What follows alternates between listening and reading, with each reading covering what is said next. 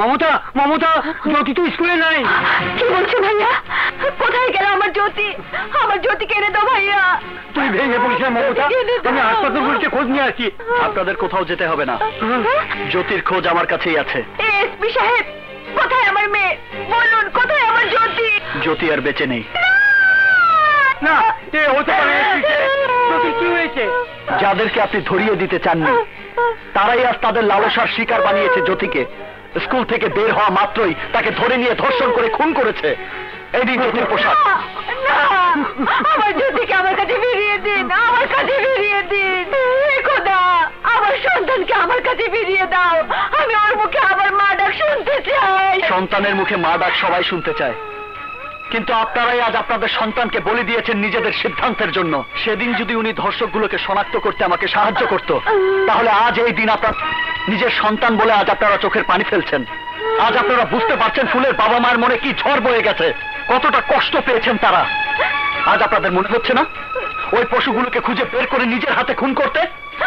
আপনাদের মনে হচ্ছে না তাদেরকে পুলিশে দিতে, আপনার মেয়ের উপর নির্যাতনের ন্যায্য বিচার করতে? হ্যাঁ এসপি সাহেব, আপনি ঠিকই বলেছেন। নদী। জি স্যার। জ্যোতি, জ্যোতি, মামুনি আমার। সন্তান হারানোর ব্যাকুলতা বোঝানোর জন্যই আপনাদের সাথে এই নাটক করতে আমি বাধ্য হয়েছি। আমি আপনাদের কথা দিচ্ছি, আপনাকে থানায় যেতে হবে না, কোর্টে যেতে হবে না। শুধুমাত্র আমার প্ল্যান অনুযায়ী ওই ক্রিমিনালগুলোকে আমাকে দেখিয়ে দেবেন। আমি জানি ওই ফুল আপনার আপন কেউ নয়, আমারও কেউ নয়, কিন্তু আমি আমার দায়িত্ব কর্তব্য পালনের জন্য এই ক্রিমিনালগুলোকে অ্যারেস্ট করতে চাই। এই ধরনের ঘটনা যেন আর ভবিষ্যতে না ঘটে তার ব্যবস্থা করতে চাই। মানবতার খাতিরে আমি আপনার সহযোগিতা প্রার্থনা করছি।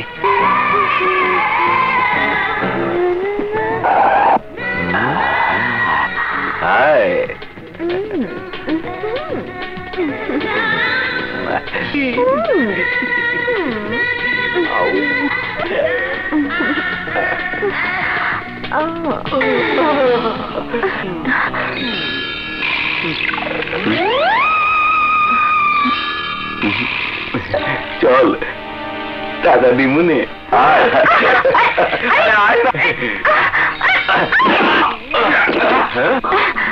আরে বাবা চাকু আলি পালা।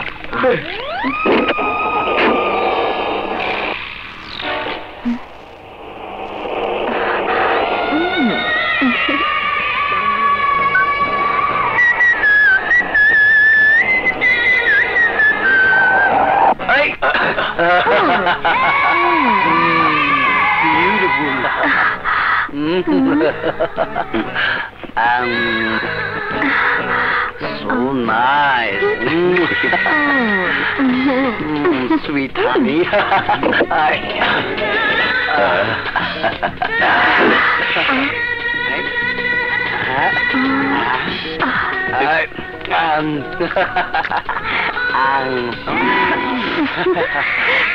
Hi, sweetie.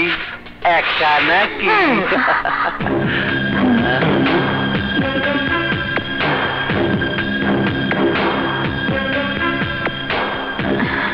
Come on, darling. আজকে তোমারে নিয়ে আমরা মচ্চম করবো। মচ্চম। Come on. কেউ জানবে না, শুধু আমি আর তুমি। আমি আগে। চল চল। আমি আগে। চল।